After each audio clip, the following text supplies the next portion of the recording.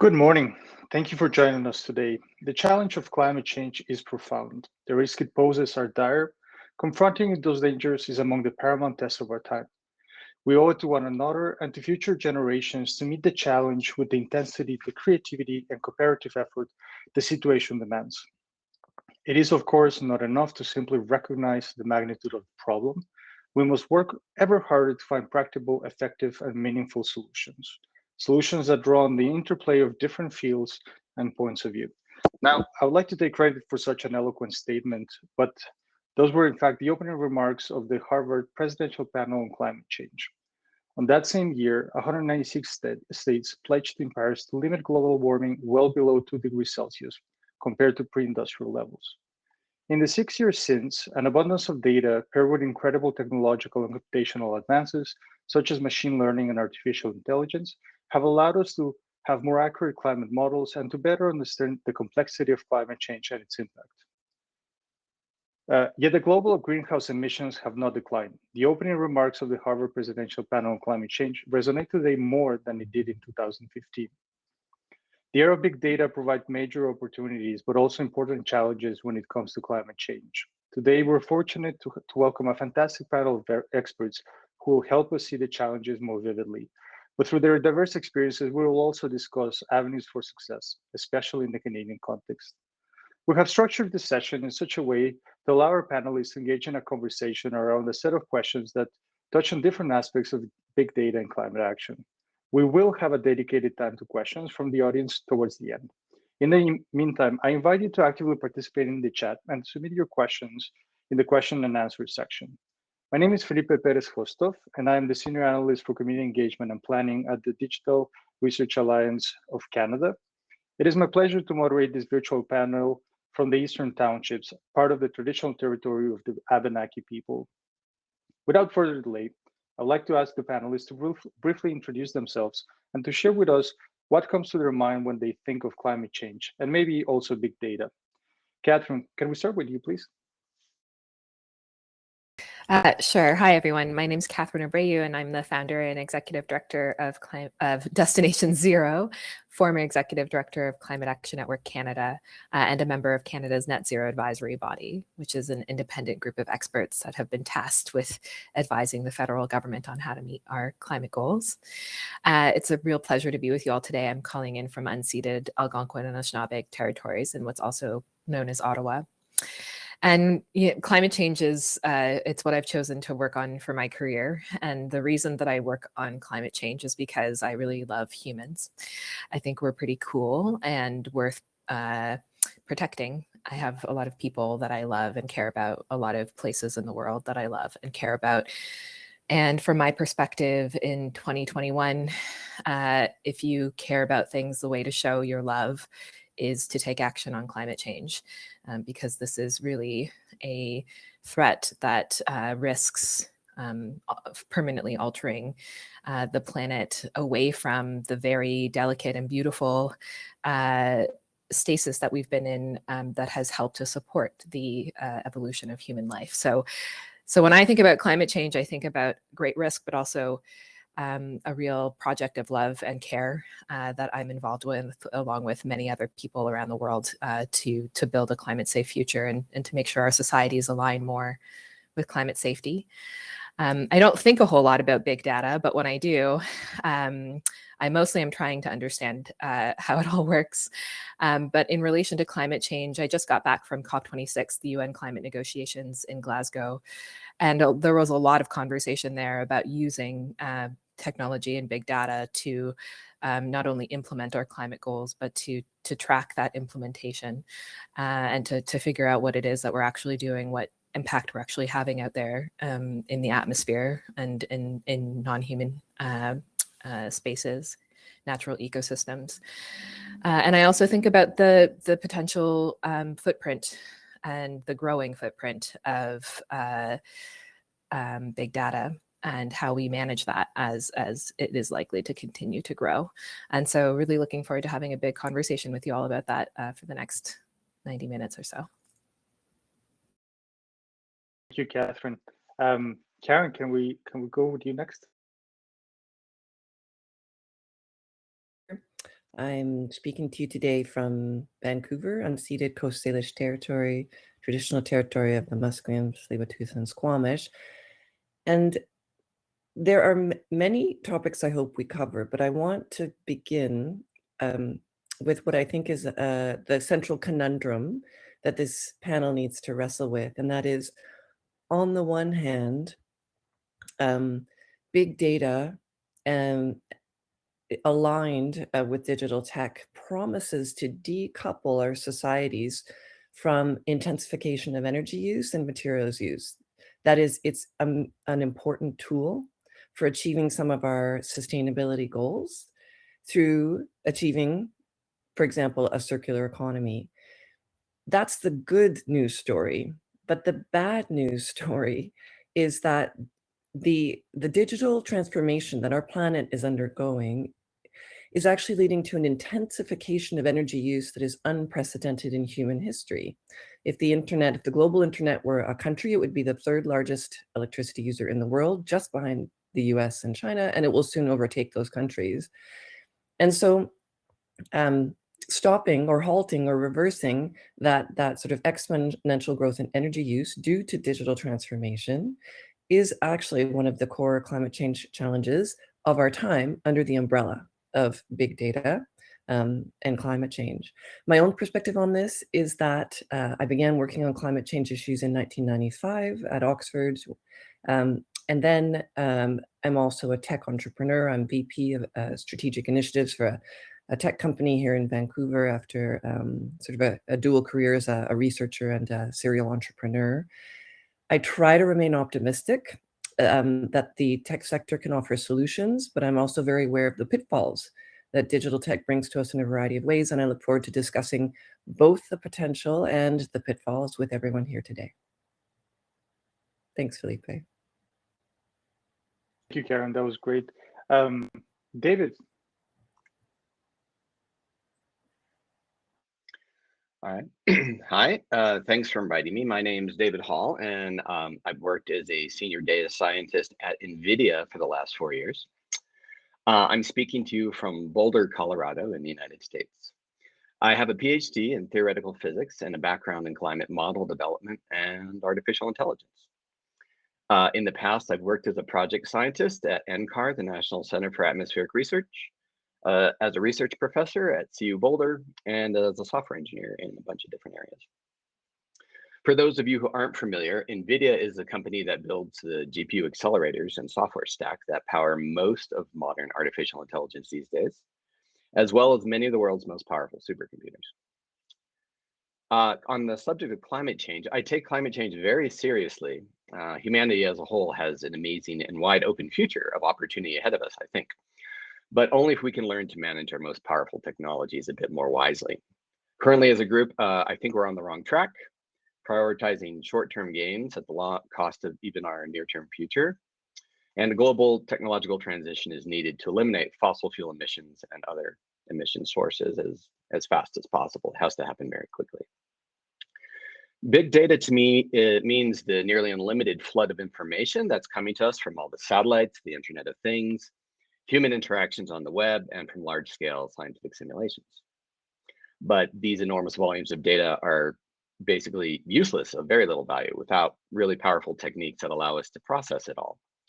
And all the most important approaches these days are powered by AI. So from my perspective, I would say big data for me is the fuel that enables artificial intelligence to provide us with insight. That's me. Fantastic, David. Thank you. Finally, Roy. Thank you, Felipe. My name is Roy Chartier, and I'm calling in from Almonte, Ontario. I'm the Director of Architecture and Industry Engagement at the Digital Research Alliance of Canada. And my background is in high performance computing, and I go back in AI to the fourth generation back in the 90s, and have also, like some of my colleagues, have also been involved as an entrepreneur and worked in industry. And for me, climate change is, it's an existential threat to us all.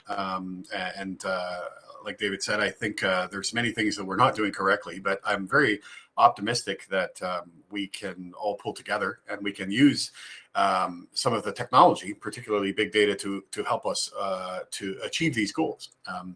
But first, from the Alliance perspective, one of those things is we need to sort of get our carbon footprint under control. So, for the Alliance specifically, that's a first order optimization target for us, the architecture team would consider. So I'm looking forward to our discussion. So thank you, and I'm happy to be here. Thank you, Roy. So as everybody can see, there are many ways in which we can define climate change and big data, and we're touched by this in many different ways. So it's really interesting to see the diversity reflected here in the panel. I've also shared the two definitions that I hope will help us ground a little bit more the conversation. So as each of you interacts with climate change and big data in a very different way, I wonder if you could maybe expand how do you experience the challenges in tackling climate change in the capacity that you observe, be it professionally or be in a private, personal way. So you can address it from a more policy perspective, from a technological perspective.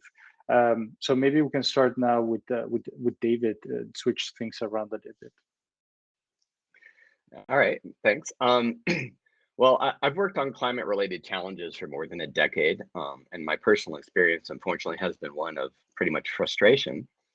No matter how much I know, no matter what technical skills I learn and possess, I can only have so much impact on this subject, because it's really up to the decision makers of the world to make the right choices.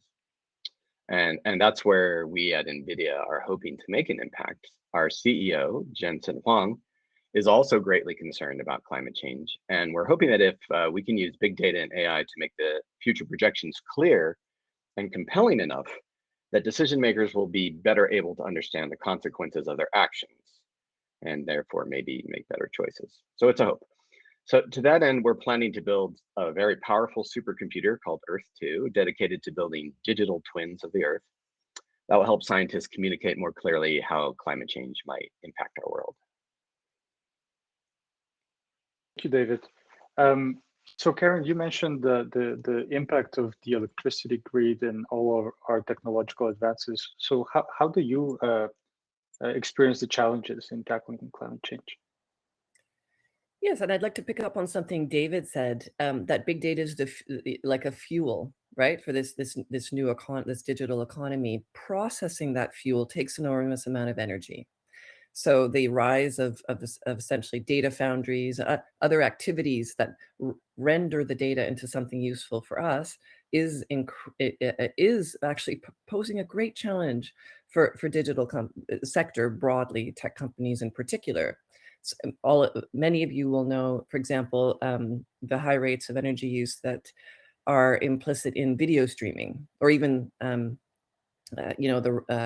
COVID pandemic.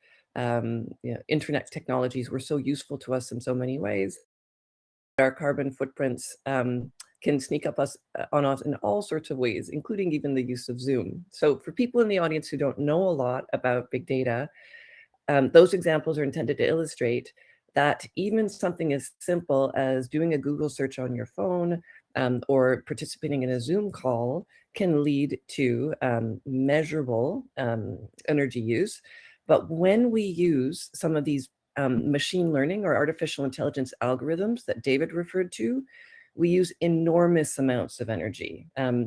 Researchers in the machine learning or in artificial intelligence sector have recently been analyzing how much energy is used when you run these algorithms. And I'll give some examples later, but suffice to say, you would be surprised at how energy intensive these algorithms are. So I think the challenge that I experience is I am very keen and very optimistic about the ability of scientists and engineers, innovators to use this technology to drive better decisions, whether it be through creating a supercomputer that creates a digital twin of the Earth. That's a great initiative on the part of NVIDIA. Whether that be using machine learning to optimize our energy distribution systems or reduce materials use. There's a myriad of ways, and there's a wonderful paper I would refer people to. I'll put it in the chat by a group of researchers in Montreal, including Joshua Bengio. David Rolnick is the first author. And they've done a big scoping study of how you can tackle climate change with machine learning. And there's a ton of potential here. But again, the key issue that I worry about is our inability to get our expanding energy consumption, our exponentially expanding energy consumption rates under control. And the research on this is very, very interesting. There have been a large number of studies looking at digital transformation and emissions. And it is by no means clear that digital transformation reduces emissions. Those empirical studies in Europe and Asia seem to indicate the contrary. And again, I'll put some of that research in the chat. So that means that the rhetoric and the promises of those who are invested in deploying big data to address AI challenges is maybe a little bit hollow. And that is a source of concern. There's a little bit of tech utopian thinking here that I think we need to engage with. There are solutions out there, but they're not Band-Aid solutions. Over to you, Felipe. Thank you. That was actually a very interesting reflection. Now, it makes me think, Roy, you were talking about how, being a little bit more green is very important for the Alliance as an infrastructure provider for a lot of the people who would be conducting machine learning and artificial intelligence. Before you actually talk about how you would tackle climate change or have tackled climate change, could you maybe walk us through the process of how a model ends up producing CO2 or any other type of contributor to climate change? Just in case people in the audience may not be familiar with it. Sure. So there's it's a bit nuanced. So if we look at the basic operation of a data center, like Karen said, there's the consumption keeps growing. So that's well understood. So if you look at something like, let's say we're powering our data center with coal, okay, there's it's something like over 800 grams of CO2 is released for every kilowatt hour. And as we come down to gas and biomass, and let's say go into solar, we're now around 40, through hydropower, we're maybe say 20. And if we hit wind, we're at 10. So using the green energy sources will lower that. And it can be quite efficient. Studies from AMD and Intel have gone through a lot of this, but you can only get down a certain amount. What happens then is you've optimized your OpEx completely, but there's still the CapEx portion that needs to be addressed. And so the question is there, well, how is that? Well, the answer is you have to produce the server hardware, for example. We'll stick with the servers. And that's very energy intensive because you have to make chips, you have to make chassis, you have to do hard drives, all of that stuff. And then you actually have to get those servers. And from the perspective of the Alliance, we use tens of thousands of these. So, they have to be shipped from somewhere to somewhere else. So there's a carbon footprint associated with the shipment. And then there's the actual, the OpEx portion, which I talked about, where the energy use, right? The utilization, how efficient the machine is, so on and so forth. And then there's that wonderful number that we like to throw around called PUE, which is power usage efficiency, right? And then finally, there's okay, well, we've used these things for a while, and what do we do with them now, right? So now we have to, get rid of or recycle or do whatever it is we're going to do with all these servers at their end of their life. So this whole process, this life cycle includes a great deal. So with energy, green energy, we can lower that OpEx portion, but there's still, the creation of it, right? So there's a fair amount there as well. If we were to look a little more nuanced into how we might say optimize a data center, well, we can look into a data center now and say, hey, look, how do we make this greener? So we have diesel generators. So, okay, maybe we might want to use hydrogen powered generators or bloom boxes or some other technology. We have all these batteries, right? So maybe we want to shift from an older version to a, lithium ion or flywheels, right? So using all this air conditioning to keep the servers cool. We're getting to a point where we're going to have to use water cooling. Right. So there's data center specific technologies that we can use as well. But if we look at it broadly, even things like extending the use of our hardware and being creative, going, hey, I don't need the latest and greatest computer just to be a management computer or a file server, right? So we can amortize that, carbon footprint by using some of this hardware over a greater period of time. So looking at this holistically, there's a great deal, many areas we can look into. And that's what we at the Alliance, and like I said, the architecture team is front of mind for us. Thank you, Roy. So if I read correctly between the lines, there's way too much work and too little time to actually address some of these issues. But Catherine, you were recently at the COP26, and so I wonder if your experience in tackling climate change is very different from what I heard from the previous panelists. I don't know if you could share some of your insights into this. Sure. So, I mean, I think it's worth, zeroing in on what we're talking about here, which is yet another face of the need for a large-scale global energy transition. And that energy transition is already well underway, right? We have seen the exponential decline in the cost of renewable energy around the world, the ways in which, in particular, industrializing nations are making use of those cheap renewable technologies to leapfrog or displace fossil fuel-based energy production, but it's not going fast enough, basically. And I think in this sector, in the big data sector, we're really quickly seeing the disconnect between the pace of the energy transition and the pace of the evolution of these kinds of activities that demand a greater and greater amount of clean energy. And the same is true in other sectors, right? Like transportation. If we're thinking about decarbonizing transportation, a lot of what we're talking about there is electrifying that transportation, whether it be public or personal transportation. And we need to make sure that the electricity we use to power that is produced from clean renewable energy rather than fossil fuel-based energy. And so a big part of what I work on and indeed a big part of the conversations at COP26 revolved around this need to accelerate the global energy transition.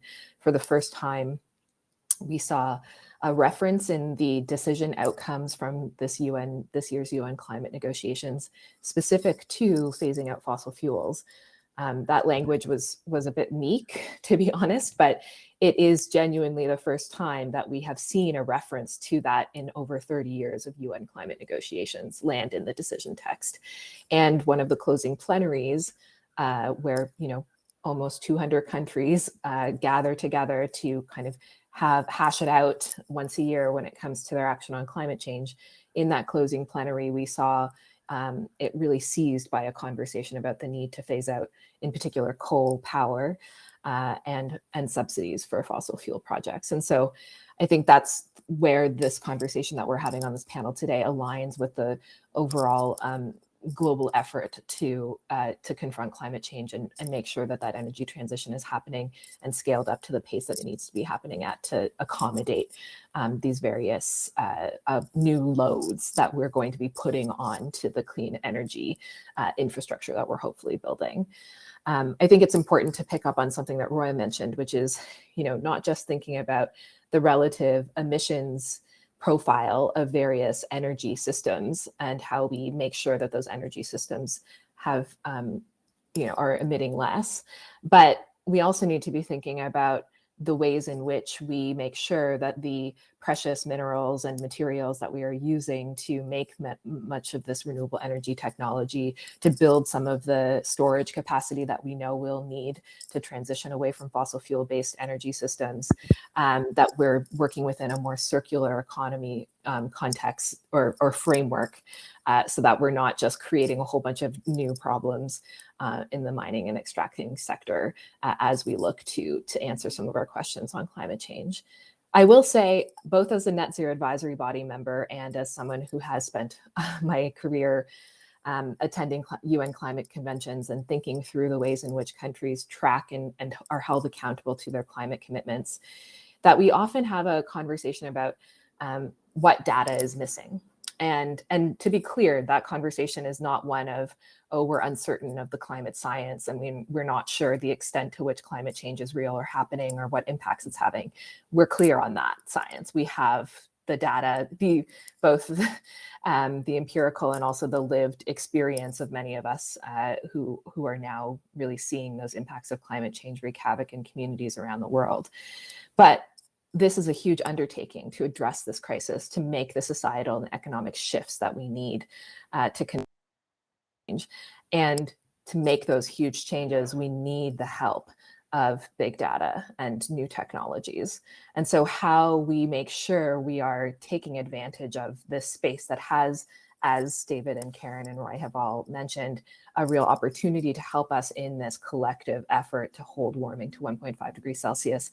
I think that's an interesting question that's really just starting to live in these UN climate talks that happen annually. Thank you, Catherine. So you touched on something that I wanted to ask after, which is what are the main challenges in transforming these huge advances in technology and big data processing into actual climate change action? And so each of you has touched on a few different components, but maybe with you fresh from those negotiations, you could maybe start this conversation. What's the limiting factor to really get to carbon neutrality or some sort of climate mitigation? Yeah, so time and time again, the Intergovernmental Panel on Climate Change tells us that the major limiting factor to climate action happening at the scale that it needs to is political will. We have the science that we need, we have the technology that we need. And consistently what's missing is the political will to implement those scientific and policy-based solutions to scale up those technological adaptations quickly enough to make those solutions work. And I think a big part of why we see those kinds of delays in political will has to do with vested interests. There are powerful, very wealthy vested interests in the current status quo. And the current status quo, of course, is energy systems that run on fossil fuels and are generally rather inefficient energy systems, are not taking advantage of some of the conservation opportunities that we have at our disposal to and they're inefficient because, of course, that only creates more demand for fossil fuels. So it's really tackling that end of the spectrum that I think we need to be focusing on. And so that means all of us holding our political decision makers accountable to our expectations when it comes to climate action, and also thinking and speaking directly about the need to figure out a just transition away from fossil fuel production globally. But I'll also point out one more thing before I hand it over to someone else. And that is, we also have been using flawed systems to keep track of the changes that are being made to the global climate through human activity and the efforts that are being made to address that. So for instance, the Washington Post recently released a big investigation that called out the UN accounting system that all countries use to track and report on their emissions for being really weak on the ways in which it dictates countries account for emissions coming from land use and forestry sectors.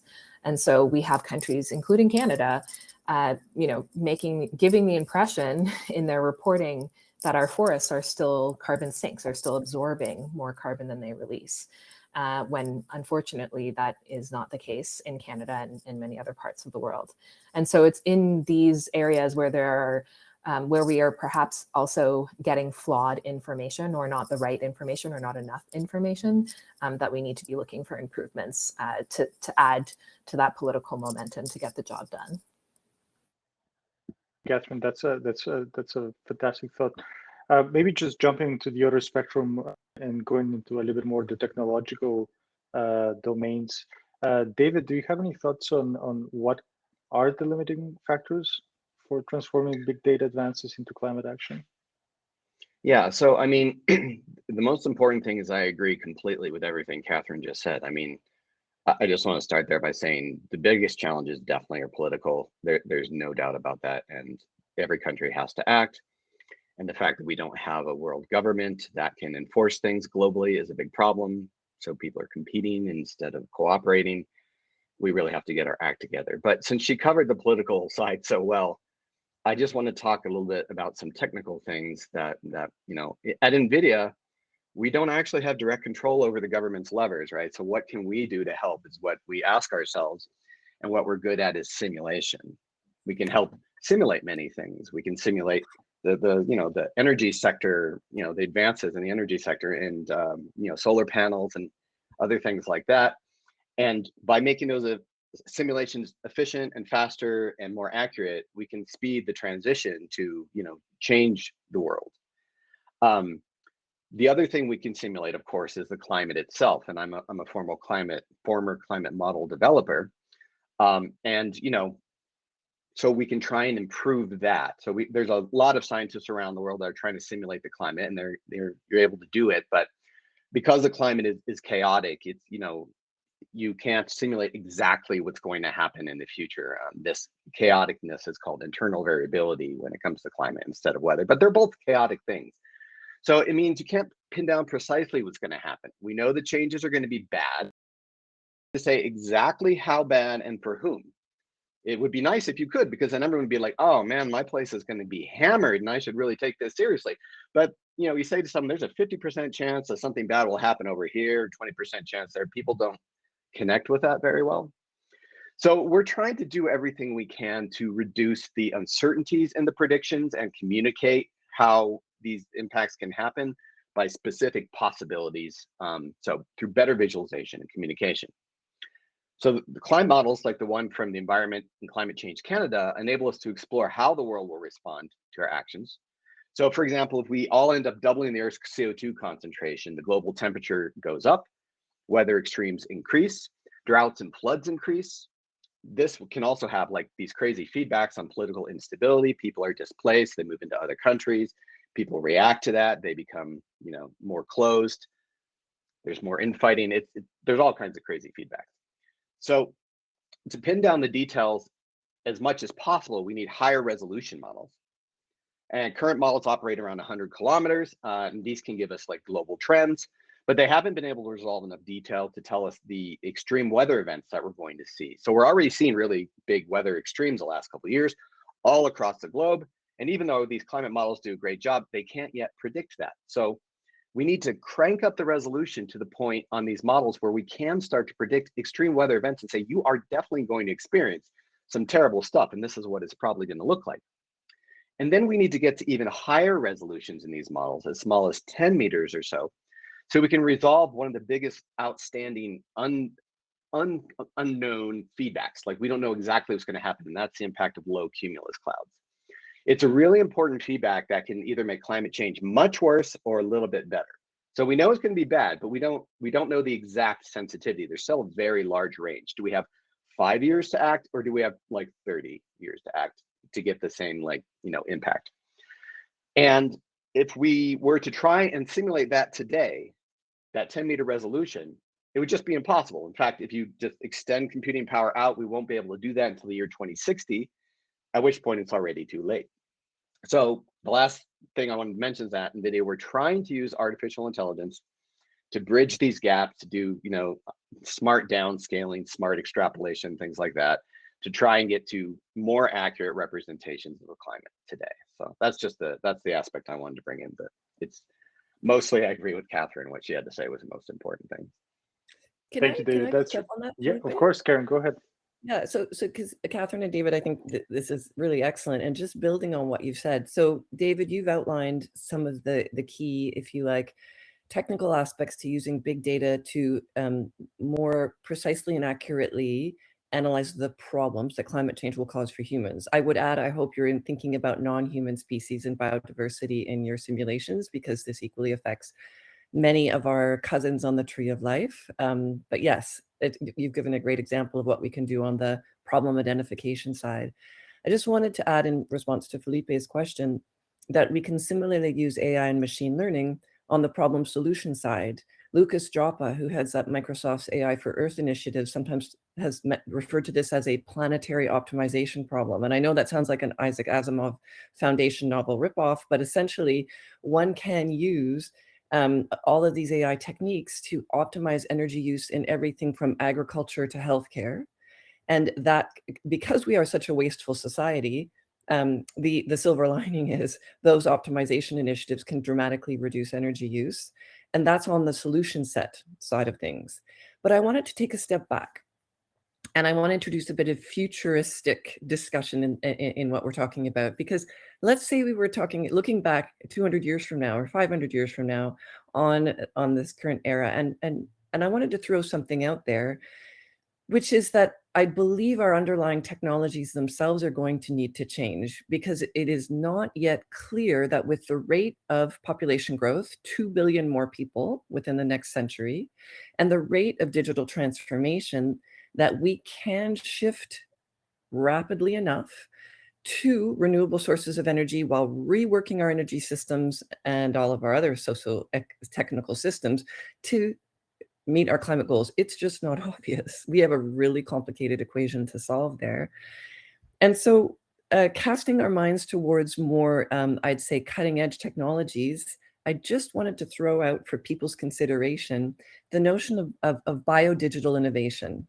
And I'm going to put a reference in the chat in a moment to a policy report done by the federal government, the Canadian government, on biodigital convergence. It's by the Foresight Group.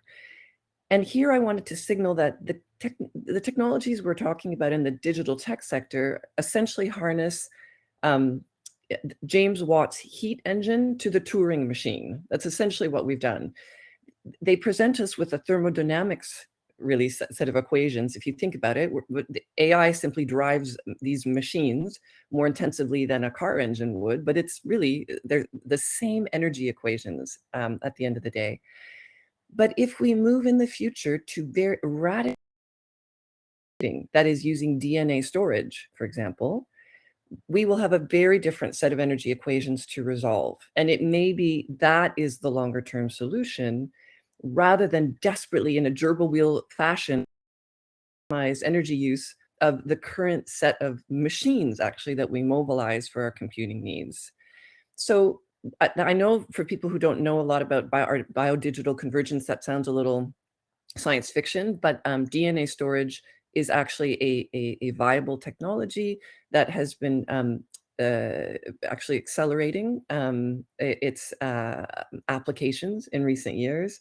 And there are thought experiments underway to be actually using biodegradable materials for a lot of our digital needs.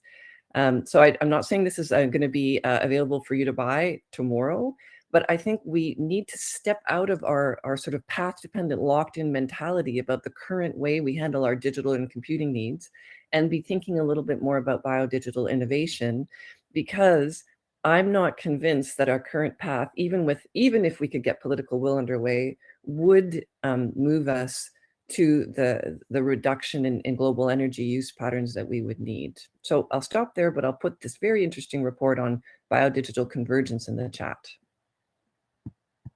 Thank you, Karen. There's nothing wrong with science fiction. I think some of the realities that we're living today are just as science fiction as other things. Roy, would you like to build on some of the conversations that we've heard? Yeah, that's absolutely fascinating. I think, I mean, longer term, there's definitely going to be evolutions in technology, and I think Karen's absolutely right. You know, there's as this evolves, I think as we look back, we're gonna have like little in the future, the little crystals and so on and so forth to do these things. I think if we look at it now, and we look at what some companies, for example, like NVIDIA, AMD, Intel are doing, if we looked at, say, one of our the alliances or Compute Canada's supercomputers, say Beluga, and it's got, I don't know, 50, 60,000 cores, and it's got a certain performance spec, and it consumed about 900 kilowatts, right? So recently that system has been upgraded to Narwhal. And I think it's a little more powerful, but they're within the same range. And because they use these accelerators, it dropped its power consumption by a third. So that might not be science fiction, but that's a huge impact. See, so and Intel, for example, they have a new accelerator, and they've made public this information, whether or not they achieve it or not. we'll have to see. I mean, you know, the other companies that are making accelerators, I'm sure will have this competitive process as we move forward. But their goal is to go from we're moving into something called the exaflop or exascale computing now.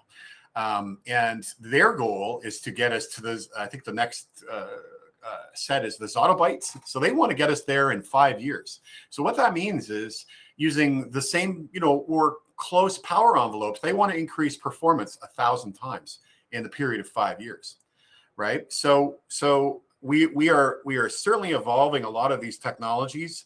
The folks, you know, at AMD, Intel, and NVIDIA are using some really advanced technologies that would otherwise look like science fiction to be able to do this, right? But this is the technology. It's moving forward. But I also wanted to say, you know, like the other speakers have said, you know, technology is only going to get us a certain way there. Like we really do need the policy, and we really do need that, you know, that incentive. But I also wanted to, you know, and not being an expert in the field, but I think there's an area also where capital markets and competition can serve. So these big companies, you know, the people who make these, this competition between these accelerator makers is good because the sheer amount of performance over the next decade that we're going to experience will be remarkable.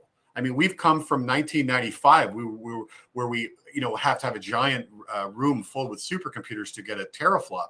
Now we've jumped to a petaflop, where, you know, and now we're hitting the exaflop. That's 1 million times the performance in 25 years. That's absolutely remarkable. So I would like to say that I think, Karen, I think we're well on the way to that science fiction future, and I'm very optimistic. Mm-hmm. Can I follow up with that, Felipe? I think I'm derailing your run of shit. That's perfect. A couple of thoughts and questions, and I'm going to have a question for Catherine as well. So we seem to be segmenting politics from technology, but one of the things that big data and AI do is they blur that definition or separation in new ways. I'm just going to give one example, and I'd love Catherine or everyone to respond, and that is some policymakers like David Jensen at the United Nations Environment Program, who's the head of the Digital Transformation Initiative for UNEP and a collaborator of mine.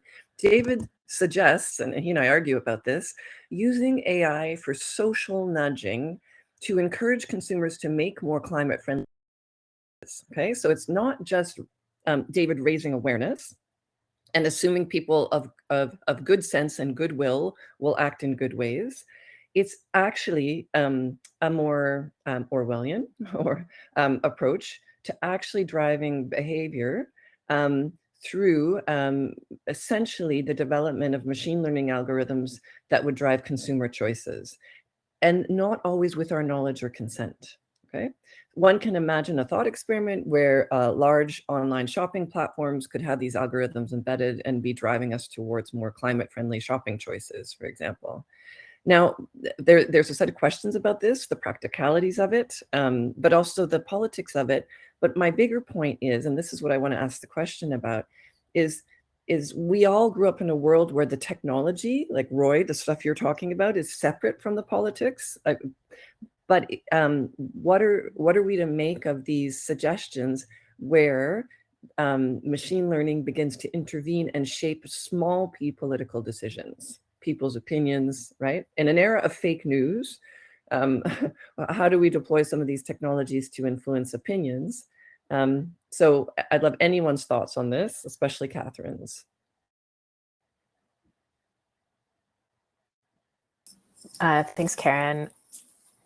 And I am really curious to hear others' thoughts on it as well. So I guess the initial thing that your question provokes me to talk about is what I see as the mistaken focus on consumer behavior shifts as a solution to climate change. Not that that is something we should be ignoring, of course. It is necessary for all of us to live our personal commitments to a healthy planet for ourselves and our loved ones by changing our behavior as we have the ability to do to align more with those priorities.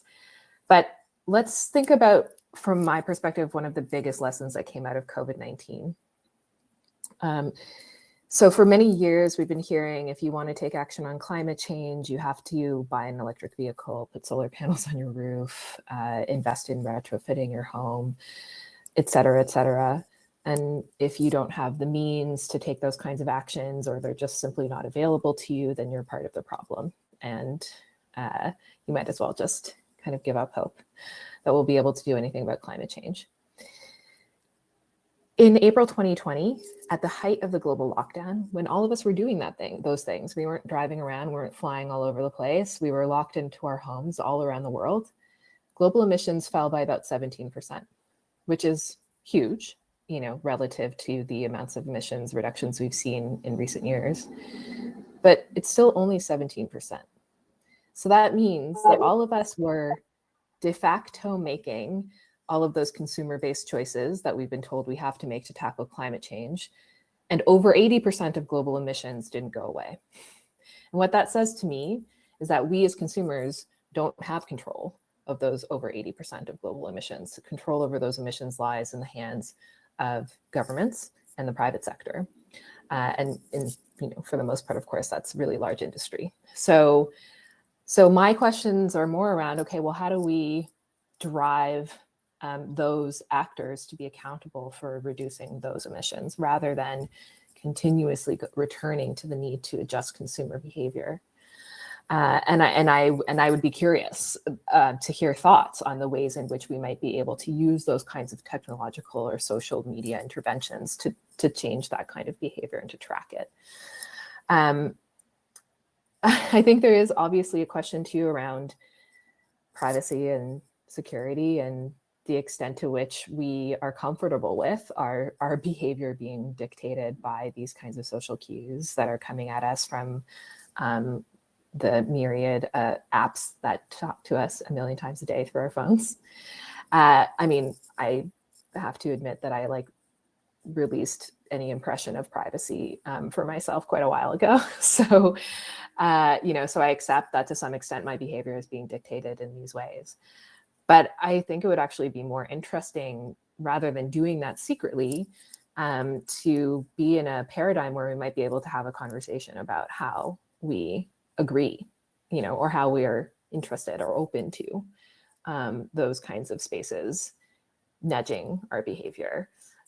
And that links back to a broader point that I often make, which is that we need to get a whole lot better about having conversations about the climate crisis in an open way, similar to the conversations we had during the COVID-19 crisis, where our governments were regularly updating us on what was going on, telling us what they were planning to do about it, rather than keeping it all kind of hidden away and only talking to us once a year in terms of percentage emissions reductions, and not in terms of things that we can really understand.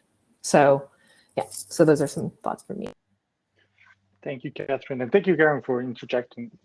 So I think we could really spend a whole day and a whole week talking just about this issue of privacy and using AI for malicious intent. But the reality is that being connected and using supercomputers for the benefit of all has really had an impact. You can see the genome sequence of COVID, and just how we can track how COVID has evolved, and trying to have a strategy for that. Before I go to the next set of questions, I wonder if David or Roy would like to build on what Karen and Catherine have been discussing, just really briefly before we go back on track. Yeah, I can jump in real quick. I agree completely with Catherine that there's the big policy actions have to address the sources of the pollution. You have to really transition the energy, and focusing just on consumer behavior is sort of a misfocus, because we need 10% of our emissions basically come from the choices we make, and 90% come from the sources of energy we use. So you need to do both, though. So there is something to be said for changing our personal behavior as well.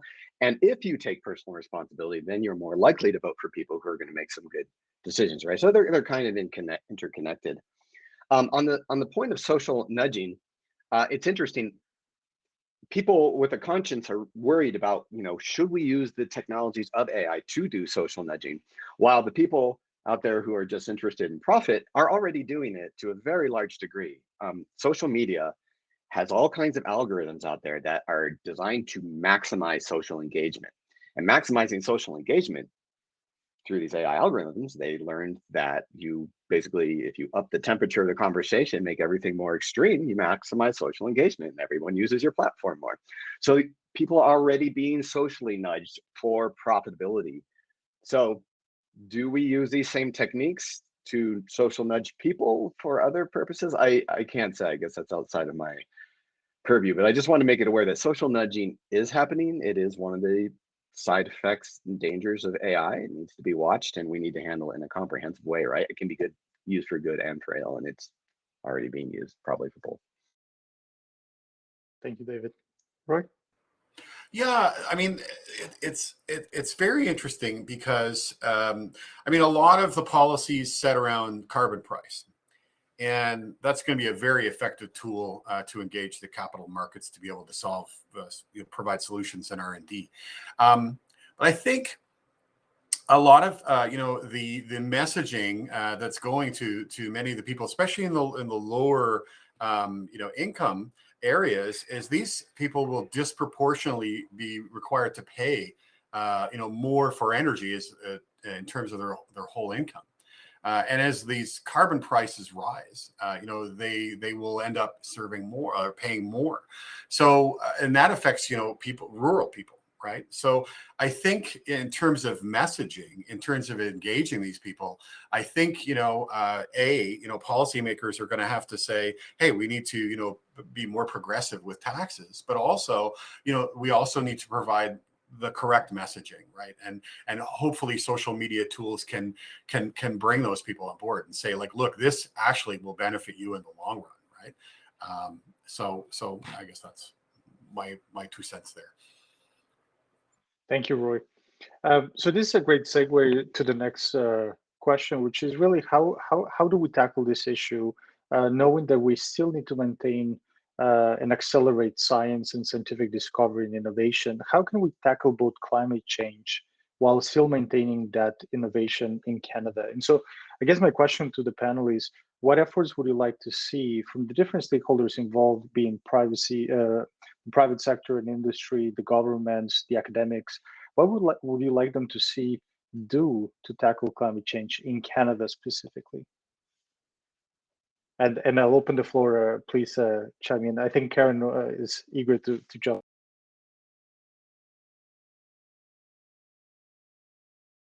We can't hear you, Karen.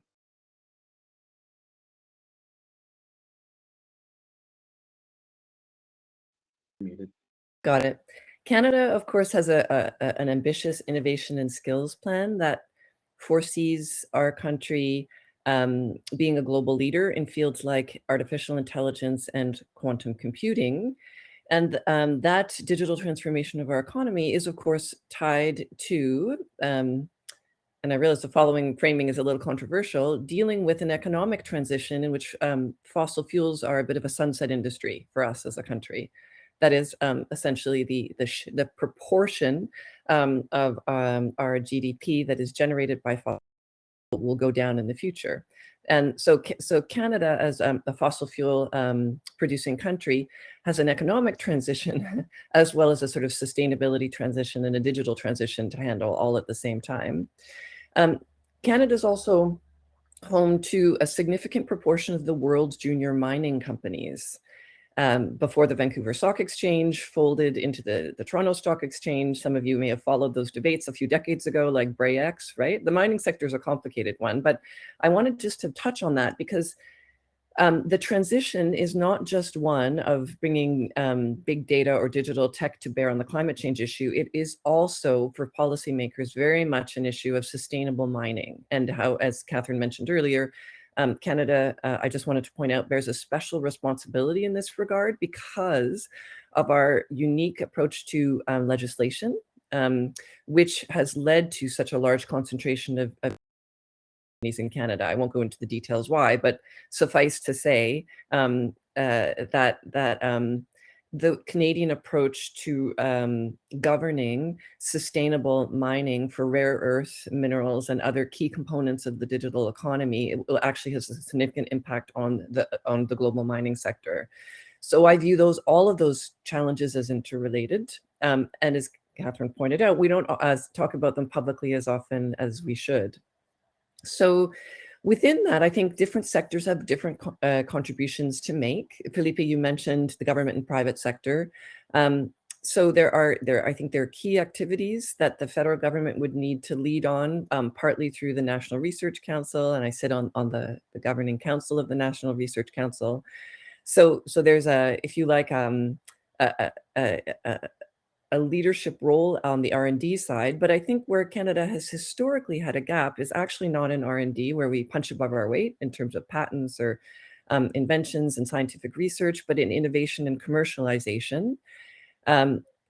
If we aren't careful, we're going to miss the boat. We're going to miss the boat on clean tech and climate tech and all sorts of other technologies that are going to be mobilizing big data and AI to address not only climate, but also other sustainability challenges like precision agriculture, clean water, biodiversity protection.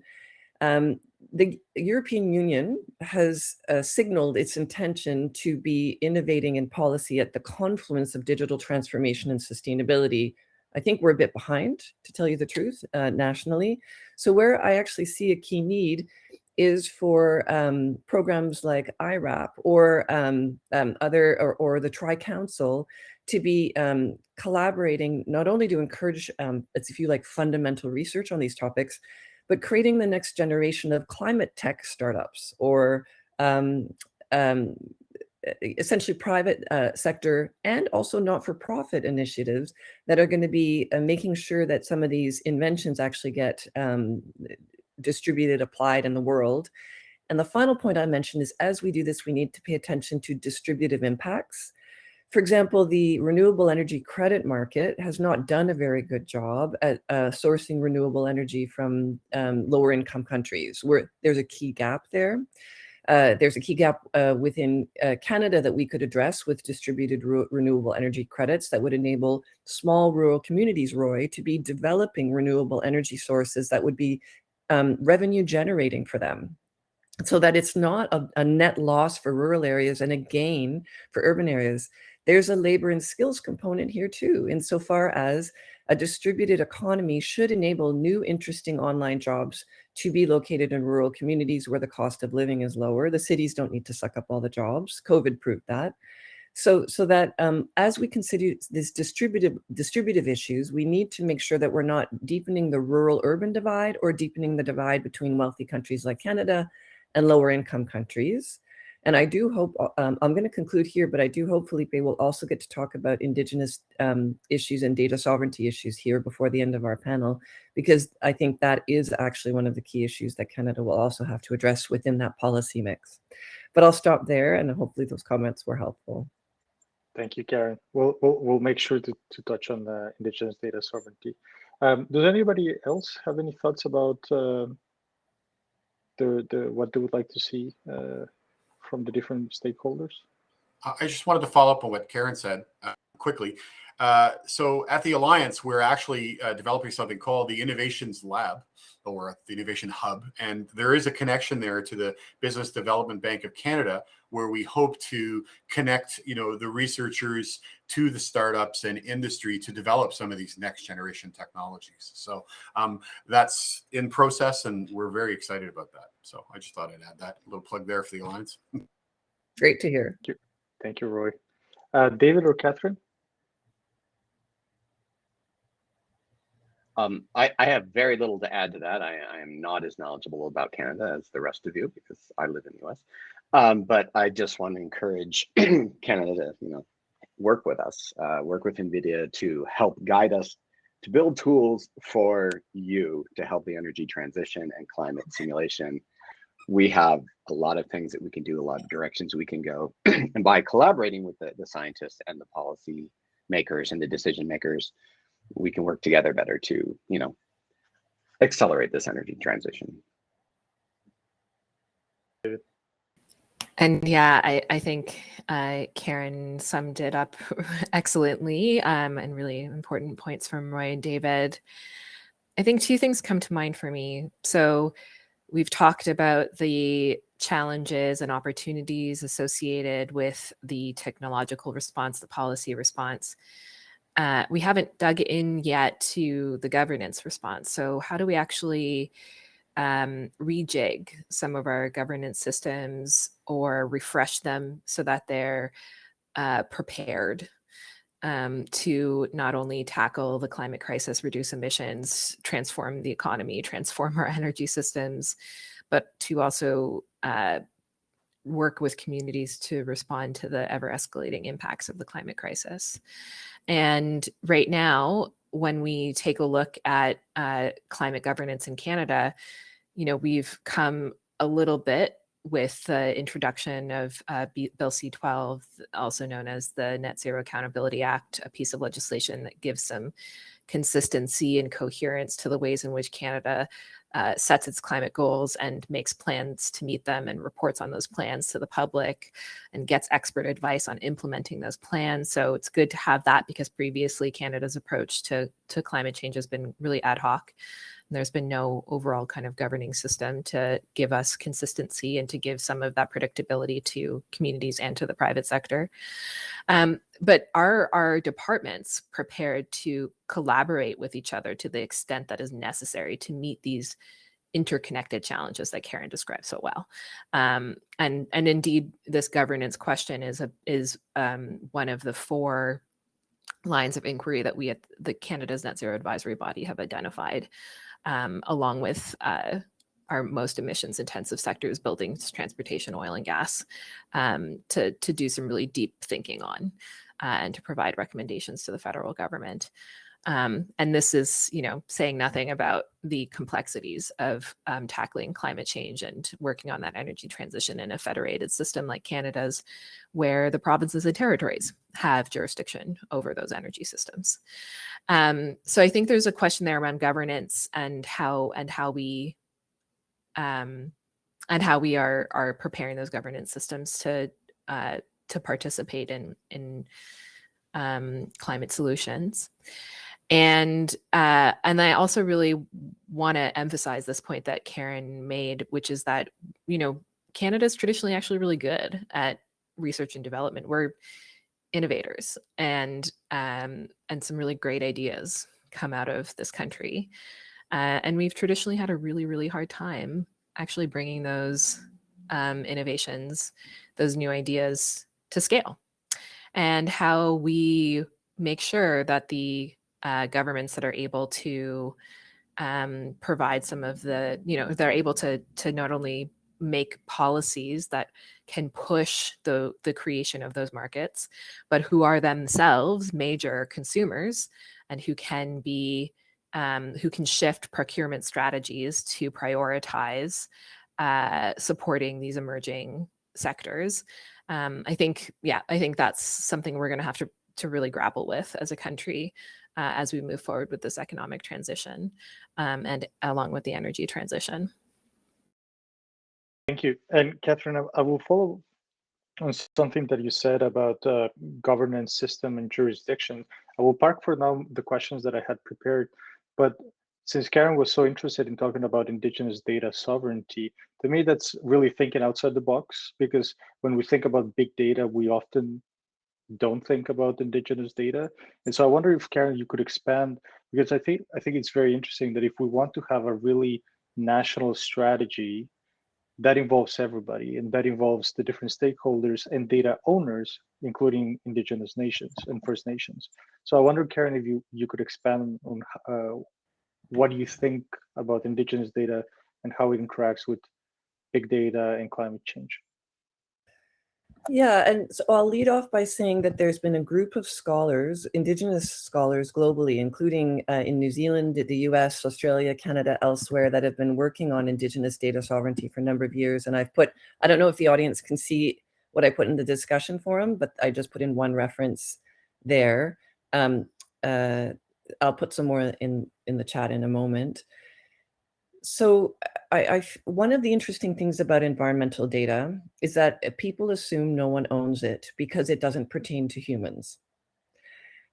So if someone takes my data or your data, Felipe, and profits from it without our permission, we've had a whole debate about surveillance capitalism and privacy, but we don't have a similar debate about environmental data. It is assumed to be there for the harvesting of whoever chooses to harvest it. And Indigenous communities have contested that and actually brought this to the courts. For example, in New Zealand, where the Maori have asserted jurisdiction over the electromagnetic spectrum, as well as environmental data that is harvested on their traditional territories.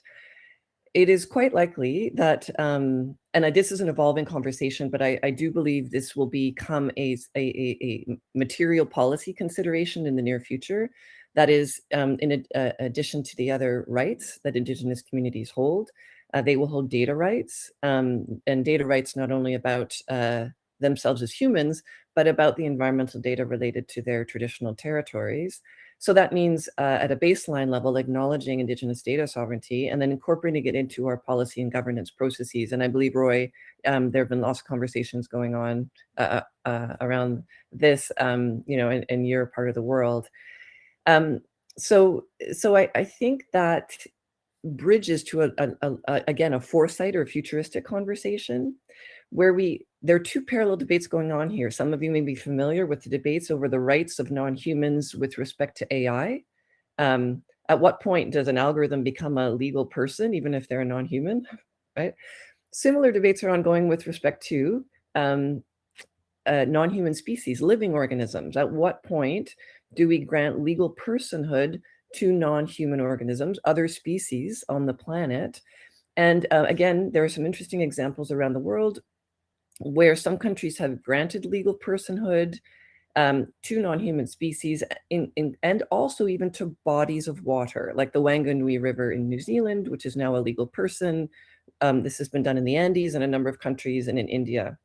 So there's a debate we're going to have to grapple with in the future, whereby environmental data is not there for the taking, there for the harvesting, but that there are communities, Indigenous communities, and perhaps even non-humans themselves that own the data.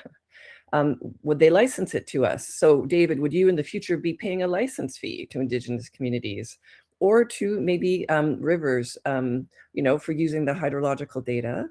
And again, this is not science fiction. There's legal precedent in some countries, and then there's an active policy discussion about this. So that this will come to be a way we shape our thinking about who owns the data and to which uses it can be put in the future. I actually think this is a very good thing because, as we know, Indigenous communities hold traditional stewardship of a significant proportion of the Earth's terrestrial surface. And the research shows that in the areas where Indigenous communities have active stewardship, biodiversity is higher, right? So there are many, there are very many good reasons in addition to a sovereignty perspective, an environmental perspective, to support the work of Indigenous communities who are advancing the Indigenous data sovereignty agenda. So I'll stop there. Felipe, that was maybe more than you wanted, but those are some of my thoughts. No, it's actually along the lines that I thought you would go, which is the location of where that data the extraction of that data is coming, and not so much the indigenous knowledge being transformed into big data. So I think it's fantastic, and as you mentioned, Ecuador and New Zealand have precedent, and there have been efforts like that in Canada. So I think it's great. I'm just being mindful of the time, and I know there are a couple of questions in the chat. So I wonder if David, Catherine, or Roy, would you like to maybe close that loop with Indigenous data sovereignty? Otherwise, we can just jump into the questions and answers from the audience.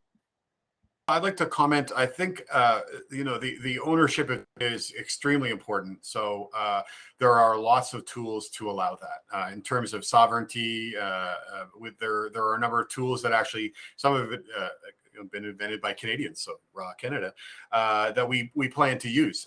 Much has been talked about medical data. Well, the same, Karen's types of data, we could easily classify those and, apply ownership or, provide usage fees to, the use of this data. So there are many tools that we can hope to accomplish this. And so I think, supporting the owners of data is very important. And we hope to do that in any way as possible. And the only thing I would add is, oh, sorry, David. No. There is an attempt actually to create a platform within the UN to integrate Indigenous and local communities' knowledge into the decisions being made there in relation to the UN Framework Convention on Climate. What compels us to have these annual climate meetings. And that's called the Local Communities and Indigenous Peoples Knowledge Platform. And so I think Karen's right, and that this is a really critical emerging issue that is particularly relevant to those of us here in so-called Canada who have the incredible privilege of learning from Indigenous knowledge that has been observing climate change for a long time. So just to add that there is this effort to kind of integrate that into the UN framework as well. And I just posted in the chat an article about that directly from the UNFCCC. I know, did anybody else want to comment to that? I forgot. I think David wanted to say something. I just want to say something really short. I mean, most of these issues are actually brand new to me. I haven't thought about this stuff at all, and it's very fascinating things. I think the most interesting thing I heard was the idea of granting personhood to a river or an ocean or a lake or something like that, which is a completely new idea to me, but I think it could be a remarkably useful way to protect natural resources that currently have essentially no voice in the equation. And by treating them like a person, saying like, hey, you can't just dump bunch of stuff on their head is an interesting approach. Some communities in the US have also done this in an effort to fend off hydraulic fracturing operations. So you have homegrown examples, David. Fantastic. So we have 18 minutes left. So maybe we can take a little bit of time to discuss some of the questions in the question and answer section. So I'll start with a very targeted one, and this one is from David Howe, sorry if I mispronounce your name, David, and it's to the other David in our panel. How could we reach that 10-meter resolution sooner? What would be the contribution of NVIDIA Earth 2 supercomputer to this issue?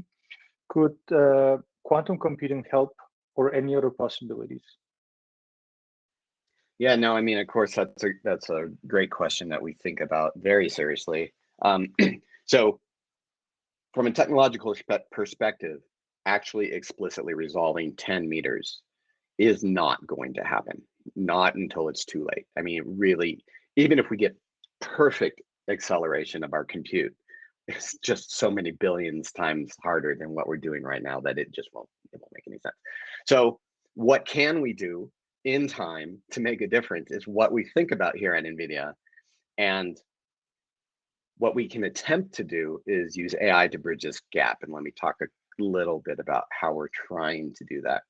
So you can do local, small, high resolution simulations, not the whole world, but at the resolution that you care about.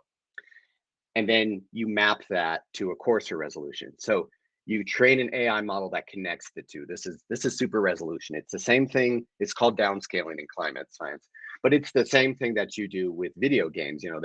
You play your video games and you upscale to a higher resolution than you can actually afford to play at, and it looks real and it has the right properties. We can do the same thing. So at multiple steps, we can take a climate simulation, downscale it. If you need to run a local thing to get more details, do that, downscale it. So we can sort of fake it a little bit to get the details we need on extreme weather, the important climate feedbacks. We won't be able to get everything right, but at least we'll be able to get some answers in time. There's some other approaches, but I mean that's basically the idea, using AI to bridge the gap. Can I do a hot pursuit on that one?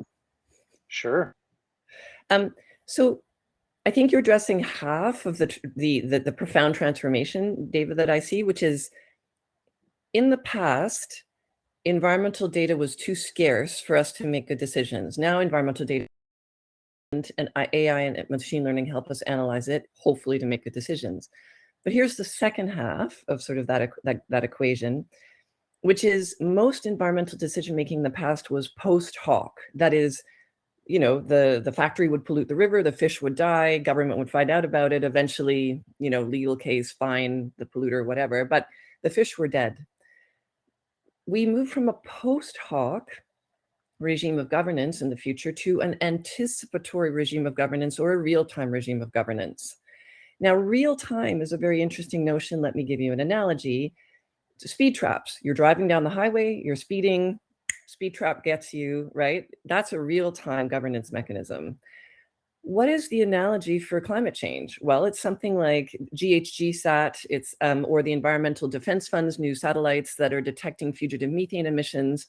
Companies get fined in real time for fugitive methane emissions, right? As a permit for your operations. You've got an escrow account, and if we detect fugitive methane emissions, oh, guess what? It's $1 million a minute or whatever. That's the number I pulled out of the air.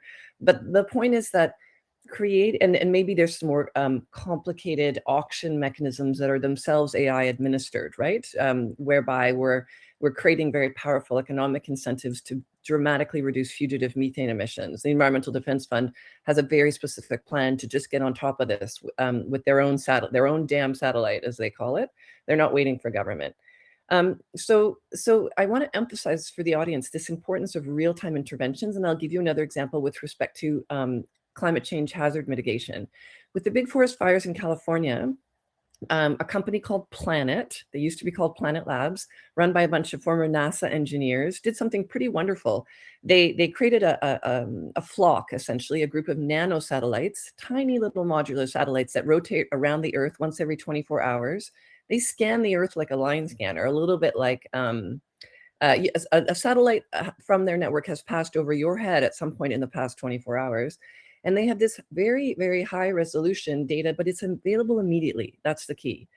And because it's available immediately, that data could be given to firefighters to help them know where the fires were in real time. And that gave them unprecedented ability to save lives and fight the fires in California. So we're now able to do this for lots of things, real-time flooding response as well. So I just wanted to build on what David said and say, so the remote sensing and the big data help us do the real-time hazard response, which is going to be profoundly important, as Catherine said, for protecting the lives of people we love. And David's approach, the slightly anticipatory, could be very powerful. Let's say another big atmospheric river hits Vancouver in the next week or so. Something like David's simulations could be providing very realistic information to people on how bad the flooding is likely to be and where it would occur. These are the sorts of things that are going to move the needle on getting people to change their behaviors in the short term. And that's why what David is doing is so exciting. But it's not just about the big data, it's about incorporating that into governance in a real-time way that gives the data to people in the moment, and that's where we're going to see the behavior change. Thank you. That's actually really interesting, because after we submitted this proposal to CSPC for the panel, which is fighting climate change in the era of big data, I found out that many are considering the era of big data over, and it's now the era of real-time computing. So definitely a good transition there. So we have 11 minutes, and we have two very interesting questions. So one is from Kyle Bobbywash, which I haven't seen in a long time. Hi, Kyle. And his question is related to one of the recent topics about indigenous data. And he asks, when does natural phenomena become data, and how can we define the boundaries of traditional territories?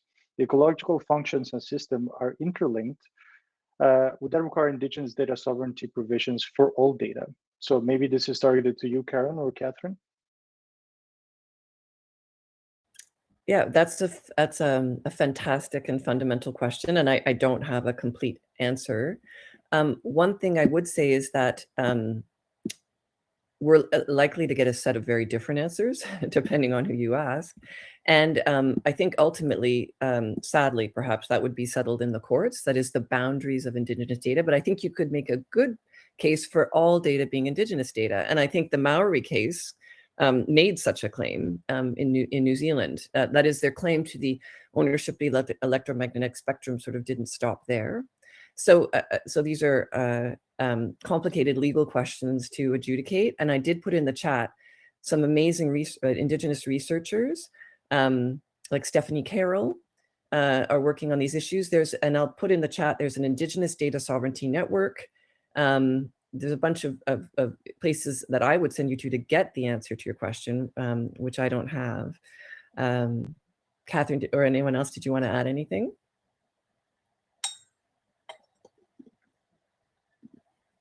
Yeah, I mean, I guess in answer to the first question, natural phenomena become data. I mean, I guess the answer is when it's observed by humans, and when that observation is recorded in whatever way. You know, there are different ways of recording those observations, and I think that that is a big part of the conversation around Indigenous data. It is also kind of disrupting some of the traditional ways in which we, or not traditional, some of the colonial ways in which we assign value to certain kinds of recordings of data, right? Because we tend to value data that gets recorded in Western scientific terms over data that is recorded in, you know, traditional knowledge, the passing down of stories, for instance. So, you know, just a brief reflection on that, but this is not my area of expertise. So I'm also curious to learn more about it. And the only thing I'd add on Catherine's point is I feel like the current wave of eco-informatics and big data assisted environmental monitoring technologies is changing the anthropocentric nature of the definition of data. So you made a point that data is, environmental phenomena become data when they're observed by humans. And one of the very interesting things that is occurring in environmental science is that we are now able to use digital technologies to essentially gather data in collaboration with non-humans, perhaps without their consent, which is a concern.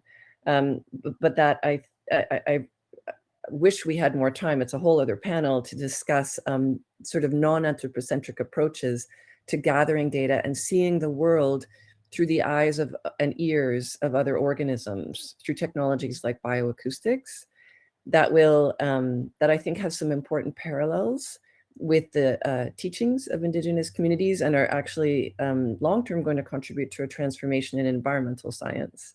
So I'll put some more references in the chat about that as well. Thank you, Karen. So we have a few minutes just for the last question, which I think I really wanted to close with this because we all play a different role. Some are academics, some work for the private sector or not-for-profit. But at the end of the day, we're all citizens and we have some leverage over some decision making. And so Michael Hoskin asks, I have read that some climate researchers would like to build an international supercomputer, a mega project on the scale of the CERN to model the climate.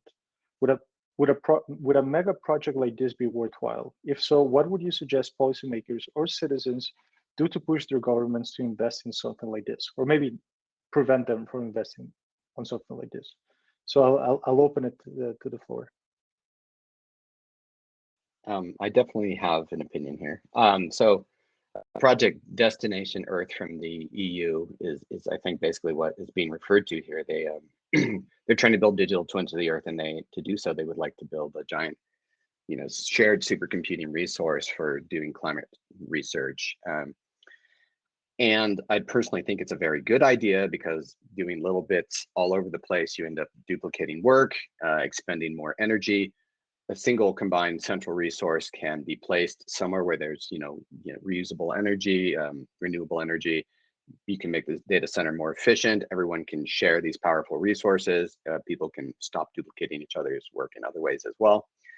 And so, yeah, I mean, it's a great idea, but the problem is that, everybody has a different opinion on where it should go, who should pay for it, and all that sort of thing. And so it hasn't really happened yet, even though everybody who works in this field wants that to happen. And that's one of the motivations for why our CEO, Jensen Huang, decided to build this Earth 2 supercomputer, because it's basically what is needed. And he says, you know, he has the capability to just build it. And since we build the computers, the AI-based computers that people would then use, we have the ability to build the hardware in the way that we want, as efficiently as we can, reducing the impact as much as possible, and to make this available. So I believe that is his intent, and so we're trying to help it with that issue directly. Thank you, David. Anybody else for the panel?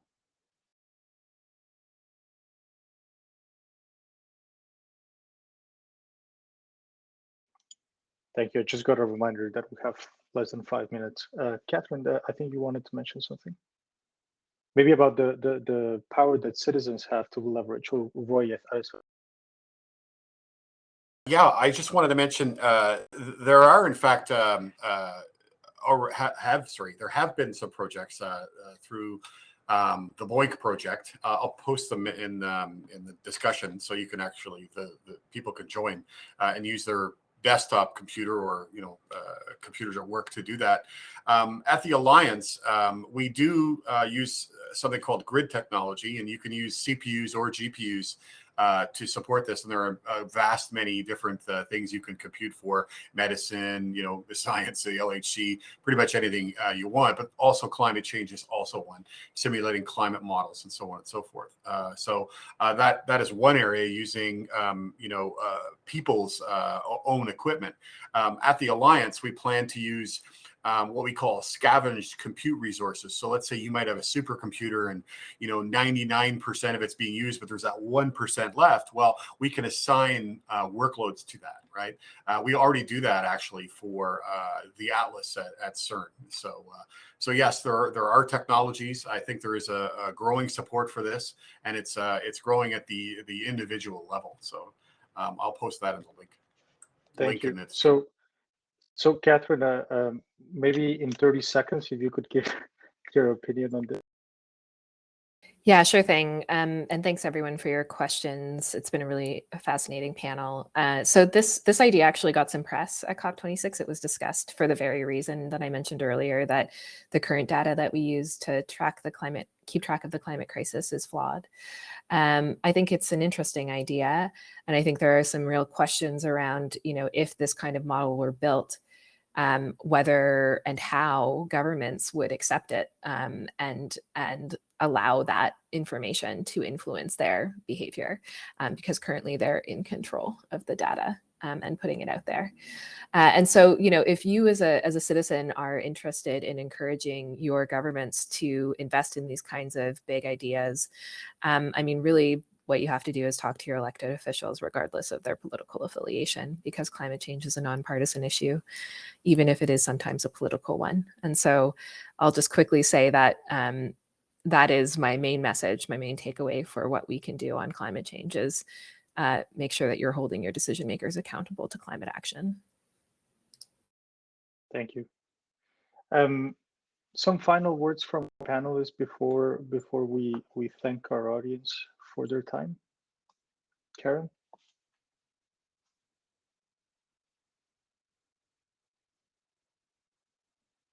We can't hear you, sorry, Karen.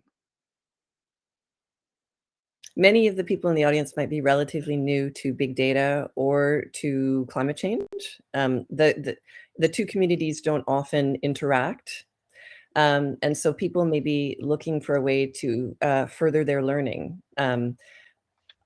There is a wonderful report by the German Environment Agency that essentially maps out the confluence of digital transformation and sustainability issues, and not in a utopian kind of way, looking at the big pitfalls of digital tech as well as the possibilities. So I'll just say that there's a lot to learn, and for those who'd love to learn more, I'll put the link in the chat. This is a very readable report. And I'll also put a link to a novel, because sometimes science fiction or fiction more generally can serve as in a prefigurative way to stimulate our imaginations on these topics. And the novel is called The Ministry for the Future by Kim Stanley Robinson.